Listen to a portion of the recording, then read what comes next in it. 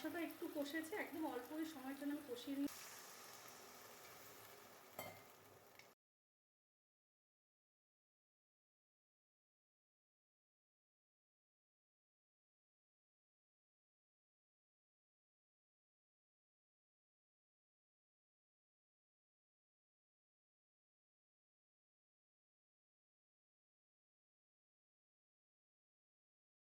নমস্কার, মিষ্টির কিচেনে আপনাদের সবাইকে স্বাগত। আজ আমি একটি অন্যরকম রেসিপি তৈরি করব। এটি একটি সম্পূর্ণ নিরামিষ রেসিপি। খুব সাধারণ একটি রেসিপি, কিন্তু খেতে অসাধারণ লাগে।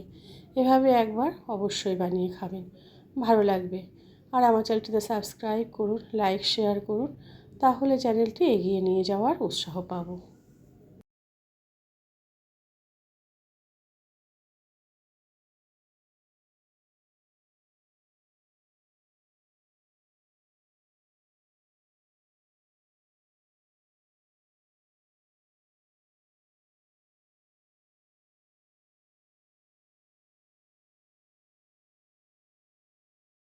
প্রথমে উপকরণগুলো দেখিয়ে দিচ্ছি।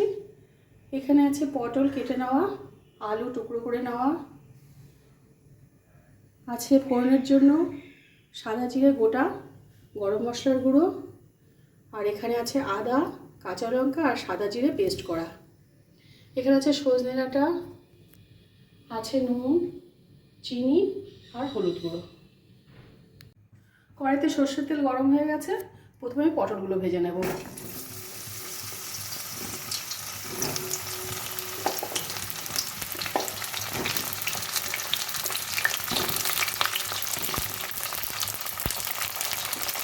দেবো অল্প করে নুন, দেবো হলুদ গুঁড়ো।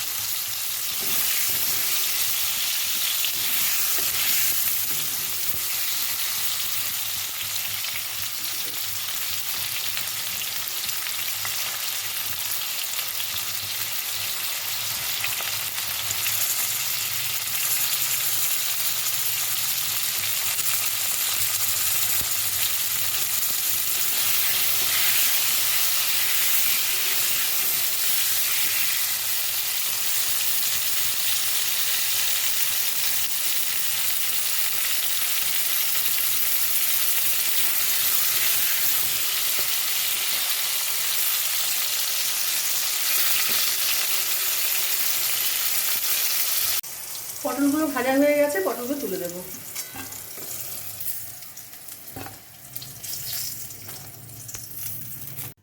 কড়াইতে দেবো সাদা জিরে ফোড়ন,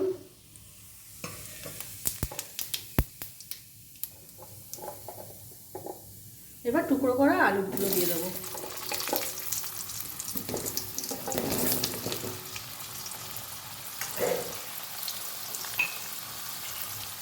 দেবো অল্প করে নুন, আর দেবো একদম অল্প করে হলুদ গুঁড়ো।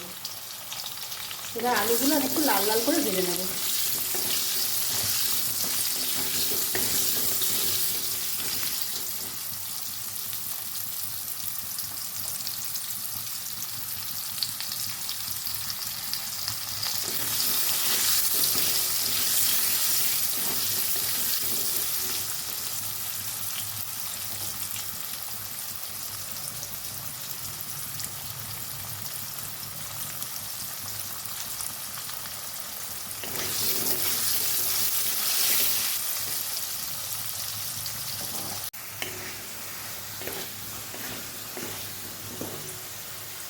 আলুগুলো ভাজা হয়ে গেছে। এবার দেবো বাটা মশলা, আদা, জিরে আর কাঁচা লঙ্কা।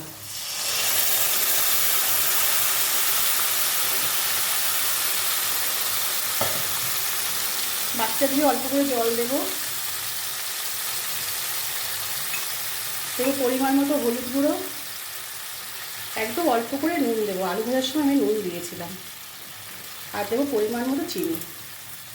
নুন ঝাল মিষ্টি আপনারা আপনাদের পছন্দ মতো দেবেন। এবার মশলাটা আমি একটু কষিয়ে নেবো, একদম অল্প করেই কষাবো।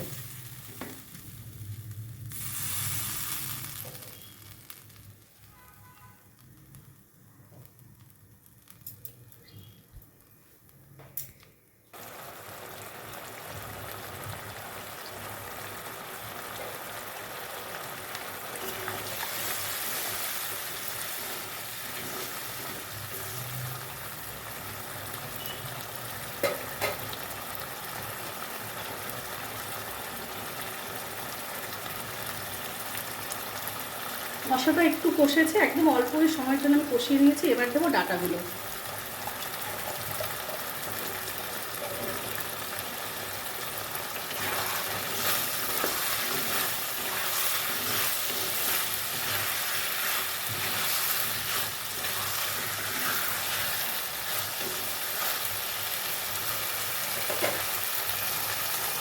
এবার একদম অল্প সময়ের জন্য একটু ঢাকা দিয়ে রাখবো, আলু আর ডাঁটা নরম হওয়ার জন্য। কিছুক্ষণ ঢাকা দিয়ে রেখেছিলাম, এবার ঢাকাটা তুলে দেবো।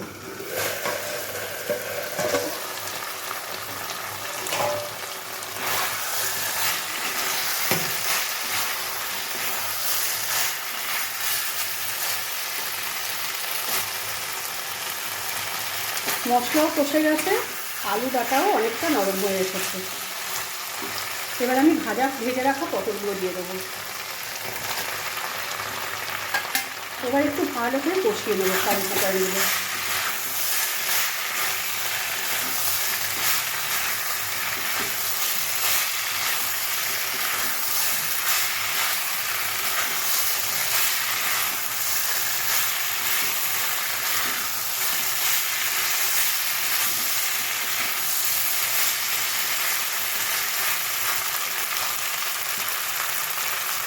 এবার দেবো পরিমাণ মতো জল। খুব বেশি জল আমি দিলাম না, একটু মাখাই করব। আর সব মোটামুটি সেদ্ধ হয়েই আছে, বেশি ফুটবে না।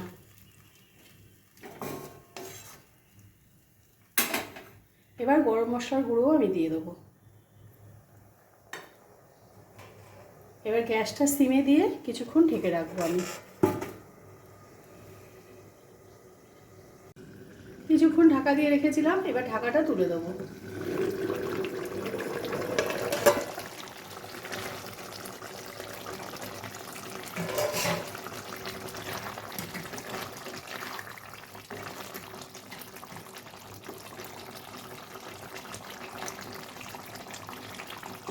আলু ডাঁটা পটল সব সেদ্ধ হয়ে গেছে। এবার গ্যাস অফ করে আমি নামিয়ে দেবো।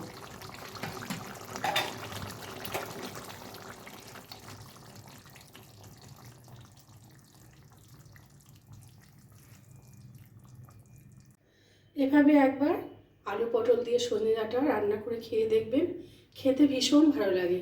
তাই একবার বানিয়ে খাবেন, ভালো লাগবে। আর ভিডিওটি ভালো লেগে থাকে লাইক শেয়ার করে চ্যানেলটি সাবস্ক্রাইব করে দেওয়ার অনুরোধ রইল। সবাই ভালো থাকবেন, সুস্থ থাকবেন। ফিরে আসবো আরেকটি রান্না নিয়ে।